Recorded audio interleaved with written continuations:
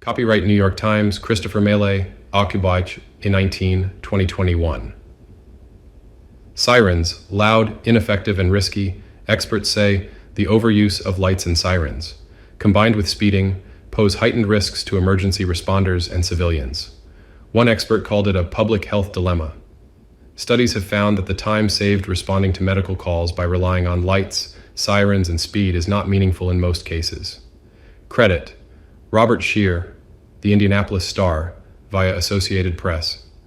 The barking Dalmatians that once warned pedestrians to clear a path ahead of horse-drawn carriages with firefighting equipment have long since been replaced with ear-piercing sirens that, with their yelps, wails, chirps, whoops, and warbles, can sound like an over-caffeinated R2-D2. But for all the noise they create and attention they draw, sirens, combined with emergency lights and speeding, can be a force multiplier for more harm than good, some experts said.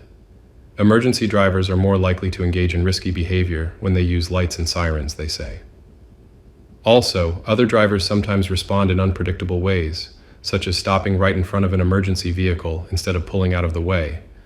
Further, the use of lights and sirens has been shown to have little bearing on patient outcomes. More than a dozen studies have estimated that lights and sirens responses shaved 42 seconds to 3 minutes off the time of a trip to the scene of a call. When emergency medical responses were evaluated in Salt Lake City in the 1990s, the difference between hot calls, lights and sirens on, and cold ones, no lights or sirens, amounted to an average of 26 seconds, said Dr. Jeff J. Clausen, founder of the International Academies of Emergency Dispatch in Salt Lake City. Most of the things that are time-dependent are a very tiny minority of the EMS calls, said Dr. Douglas F. Kupas, EMS Medical Director for Geisinger EMS in Central Pennsylvania, noting that such responses are generally critical only in cardiac arrest calls. Yet, the average overall use of lights and sirens in EMS calls nationally from 2010 through 2015 was as high as 77.5%, according to a report he wrote.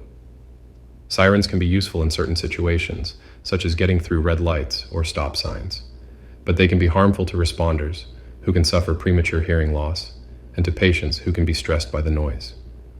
And then there is the risk of accidents.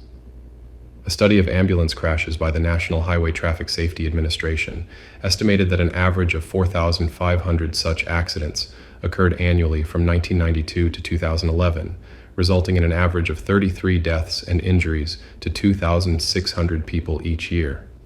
Dr. Clausen said the overuse of lights and sirens posed a public health dilemma. Killing nuns and children at crosswalks because you are running lights and sirens on a mouse bite doesn't make any sense, he said. The same risks identified in studies about ambulance responses apply generally to police and fire responses as well, though the dispatching criteria and cultures in those public safety disciplines can vary widely, experts said. In the case of ambulances, some medical services strive to meet response times based on studies from the 1970s, when devices such as automatic defibrillators were not widely available in public settings. Some municipal contracts require private ambulance services to meet outdated response times, incentivizing the use of lights and sirens, experts said. In rural areas, it would seem counterintuitive that ambulance and fire services would need to rely on lights and sirens to get through traffic, but they create an allure that can help in recruiting volunteers, Dr. Clausen said. Running hot, he said, is an adrenaline rush and makes the responses seem more exciting. It feels good, and it feels like it works, he said. When it's embedded in an institution, and a fire department is as good old boy an institution as you can get, it can be difficult to change. Available now from Nereus Media, Flashing Blue. The Dark Side of the Warning Light Industry Part 1 is a must-have reference for the upcoming release of Flashing Red, The Dark Side of the Warning Light Industry Part 2, Collusion in Government Contracts. Get your copy now and visit Nereus Media.